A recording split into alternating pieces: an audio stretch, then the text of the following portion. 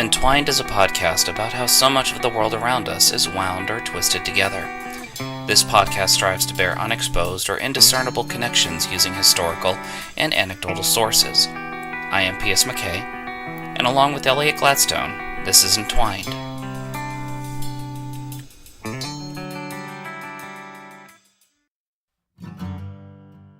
Before we begin, I want to take a moment and say thank you to you, the listeners, who have taken the time to download our program. The attention we have received is mind-boggling and quite unexpected. Just 6 weeks since going live, we have been given wonderful reviews and are approaching 1,000 subscribers. Needless to say, this attention far exceeded our expectations. And as a thank you, we are celebrating our first few months by hosting a t-shirt giveaway. We'll be giving away one original Entwined shirt to a lucky listener for doing a very simple task. All you have to do to be entered is to pick your favorite episode and then tweet or share it on Facebook with the hashtag #StayTwined. Everyone loves a cool t-shirt, right? For more details, visit the news section of our website, entwinedpodcast.com. Thank you again for your support, and stay twined.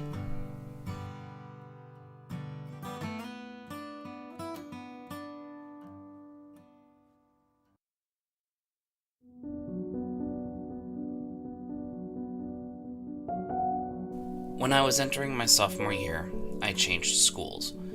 Now, before I go any further, this was a good change for me, and I ended up in a wonderful, good place with good friends. But the transition that first year, it was brutal. This was the year people were getting their driver's license. It was a small town where it felt like everyone knew each other. As an awkward 16-year-old, and let's face it, there were only a blessed few who were never awkward when they were in their mid-teens, it was a rough time. These people knew each other from kindergarten. How could you compete with that? How could you stand out? And I remember those first few weeks coming home to an empty house, and I would just lay in bed staring at the ceiling, overcome with the deepest sense of loneliness and dread. All I wanted to do was get rid of the despair that gripped me every morning as I walked off to the bus stop, grappling with my new plan on whom I would sit with at lunch that day. One afternoon, during an unusually warm September day, I came home, dropped my bag off, and just left wandering. There was no purpose, but to just run away from the darkness. I had a reputation in my family for not being able to remember the way to the grocery store. You know, the one you would go to with your parent at least twice a week. I had no idea. And the thought of me wandering alone in a new town of all places was nothing but bad news. I found myself in thick woods eventually. I had no thoughts, just a sense of relief with every step I took through the dark green shade of those New England trees. At some point, as I glided between the trunks, I let the sweet smells fill my nose. There was a soft hush that was accented with a tumbling sound of the wind that whispered through the branches. And I rode those waves again and again, feeling better, more like myself, as I let nature cover me with a more than welcome embrace. It was not the friendship that I longed for, that I knew I would eventually attain.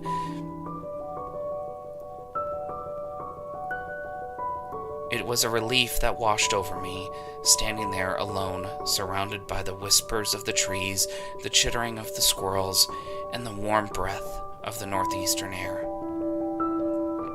I felt like myself again for the first time in a very long time, and I knew it was going to be all right, and I recommend this for you. It's clinically recommended that exercise, even the slow motion of a casual walk, can help with your dopamine levels to even out your brain chemistry. To this day, every now and then, when the world seems to get too much, I'll just take a walk and find my old friend, my fix.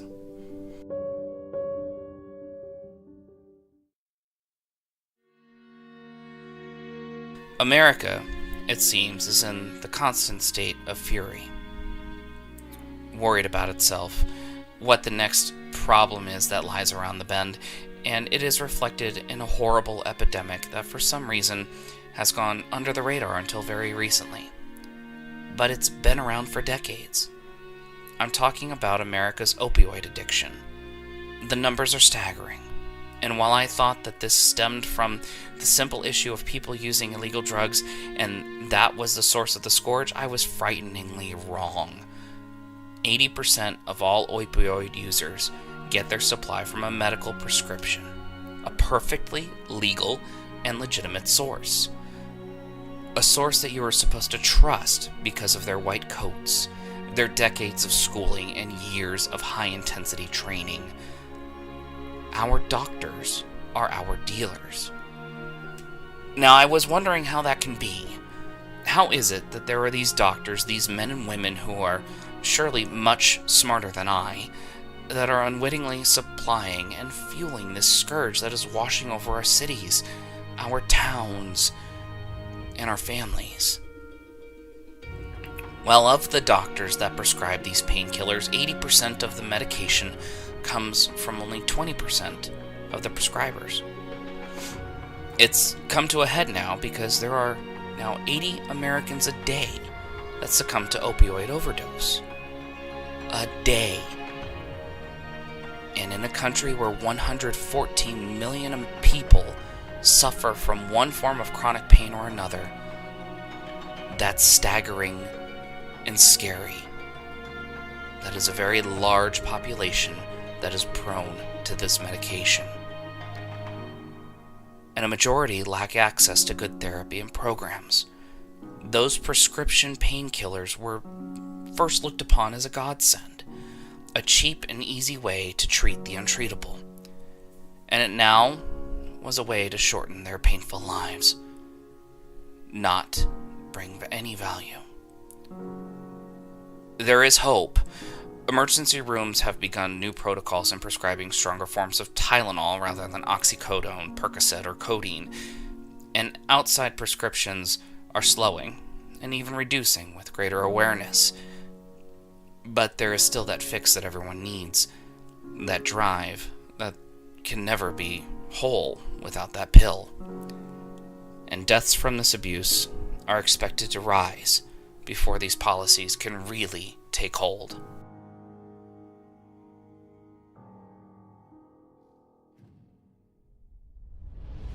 Brian Smith was born on July 16, 1957. He lived an everyman sort of life in northern New England. He was a simple man that kept mostly to himself. He was touched with not being particularly bright from early on. Now, whether this was a symptom of his mother's actions while in the womb, or just the fact that he didn't get the support he needed as he grew up in school, I don't know. His brother grew up to become a deputy sheriff in the area as years went by, so there was some success in the family to live up to. And while I can't find many records of his early life, I can trace a singular defining moment that left him to destiny. In 1979, he was involved in a terrible car accident that left him partially disabled. He lived a forlorn life, alone and in chronic and uncontrollable pain. My opinion, he may as well have been killed that day with the way that he was living his life ever since. He tried to make something of it. He had a reputation for woodworking and doing small jobs around town when the pain wasn't so bad on those good days. Lisa Corey, a former girlfriend of Brian's, described how he would help her out and fix her car despite his worsening health.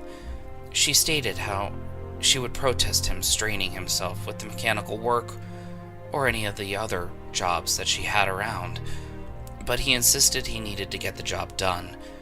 For her, he was being kind-hearted. This was a sentiment shared by another town friend, Judy Townsend. Mind you, her first impression was of a rough, uncouth man with a coarse personality that somehow eventually grew on her, and she was able to see a man who struggled with his pain and his demons every day. He would hide it with a sharp sense of humor, many times, and she would talk with him about how he could put his simple brain to a more effective use. And while he endeared himself to a select few people, Brian was still beholden to his pain. In 1989 began a string of 11 driving convictions over the course of the next 10 years, ranging from reckless driving to multiple DUIs. But tenaciously, he was always able to get his driver's license back and be traveling on the road, primed for one fateful day in 1999. It was a warm June day in northern New England. The weather was perfect. I imagine a quiet, serene forest road traveling through the trees, only to be interrupted by an occasional car. On that day, Brian had a hankering for what he later described to be Mars's bars. Rather than be alone, he loaded his 2 dogs, Pistol and Bullet, into the minivan, and the 3 of them took off, disrupting the quiet road on the way. There is no record of him drinking that day, nor being under the influence of any other substance. As he was coming to a lonely hill, his Rottweilers, as Rottweilers tend to do in a moving car, were restless and actively trying to get into a cooler he had stored in the back. Brian, while speeding through the countryside faster than he should have, became distracted and turned back to stop them from causing any more trouble. His attention was diverted to the back as he came to the apex of the hill, inadvertently swerving to the side. It was a small deer that Brian thought he hit. In those frantic moments after the loud bang and the desperate correction, he took stock of the situation. It appeared the van had made it through relatively well. Deer strikes can be fatal for many motorists, especially for ones like Brian, who tended to have a penchant for speeding. Just as he was gaining his composure and settling down, as he regained control, he noticed something in his passenger seat. They had not been there before. Stopping in a sudden motion, Brian pulled to the side and realized it wasn't a small deer that caused the scare. Sitting in the passenger seat of that old minivan was a pair of damaged glasses, ones that belonged to the person he just made unceremonious contact with. Stephen King's glasses. I don't need to describe Stephen King. You all know him in some form or another. He was in the middle of his daily 4-mile walk. The week had been a good one for him. He had just dropped his son off at the airport after having the whole family under one roof for the first time in years. He carried a book with him that day, as he was known to read while on the walks, but he was not reading at that moment. As Brian's van swerved across the road, there was no place for King to go. The impact threw him 14 feet away into a ditch. Donald Baker, a local man who witnessed the impact from his pickup, noticed that he was surprised to see King even alive. Per his words, he was in a tangled mess, lying crooked, and had a heck of a gash in his head. He kept asking what happened. Short of death, the accident was devastating to King. He suffered from a shattered hip and pelvis, broken ribs, punctured lung, and a fractured thigh bone. It was weeks before he could leave the hospital, enduring numerous emergency surgeries. He had years of recovery ahead of him that would gash deep into his inner psyche. King had his own demons he dealt with through writing. A heavy drinker, he used The Shining as an allegory for him giving up alcohol. Writing was his way of getting his fix. Within weeks after the accident, he was writing again. But he was a changed man, unable to sit for very long, stand for very long, never really being able to get comfortable for a long writing bout. It ate at him. Being unable to effectively get at his fix, it was what nourished and helped him, and he was denied that right. In a more pointed statement, when the opportunity arose, he bought the very van that mangled him that fateful day, and he took his anger out on it and bashed it with a sledgehammer. Perhaps during that moment, he was fighting away the pain that ebbed at him while he was on that medication. The same medication that is killing 80 Americans a day. Brian, for his part, had his world turned on him. That part of Maine is not a big place, and the accident sharply divided the town. A town who was so endeared to the author that donated so much of his success to public causes, the schools, the police. It incensed King that Brian's ruling of punishment was a 12-month suspended license and 6 months suspended sentence. Ultimately, Brian was going to get his license back, and it ate at King. In interviews, he described how he fantasized about confronting Brian, what he would do and how he would handle it, but it ultimately came back to him dealing with a simpleton, a man who had nothing in his life, nothing in his head. A confrontation would never yield a satisfying result. So King did the next best thing and wrote to get his fix. He continued work on the Dark Tower series. Interestingly enough, there is a scene where a van is veering off the road, nearly killing a hapless pedestrian.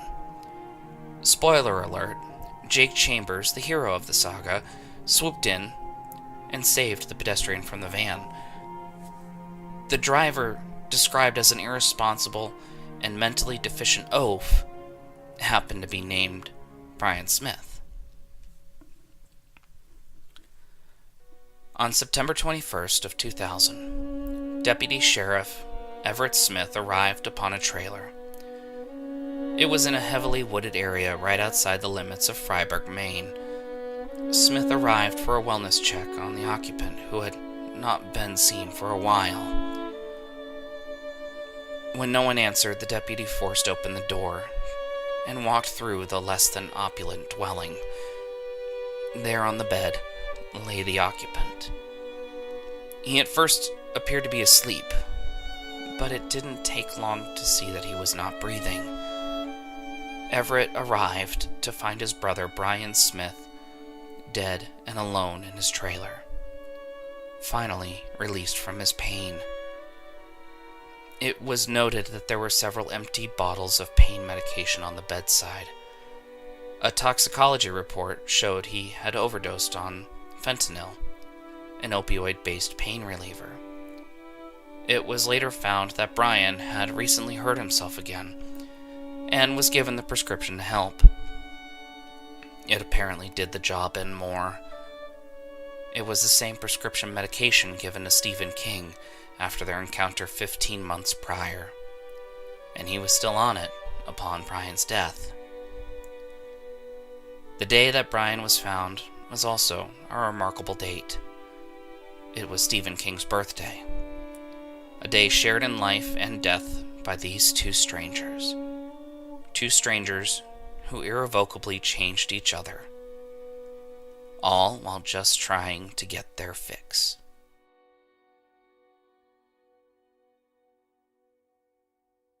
Thank you for listening. Entwined is a podcast that releases every other week, and is written, recorded, and produced by P.S. McKay and Elliot Gladstone. This episode was written by P.S. McKay. Please tune in next time to see what Elliot Gladstone has in store for us. For more information about the show and the authors, please check out entwinedpodcast.com or visit our Twitter page @entwinedpodcast.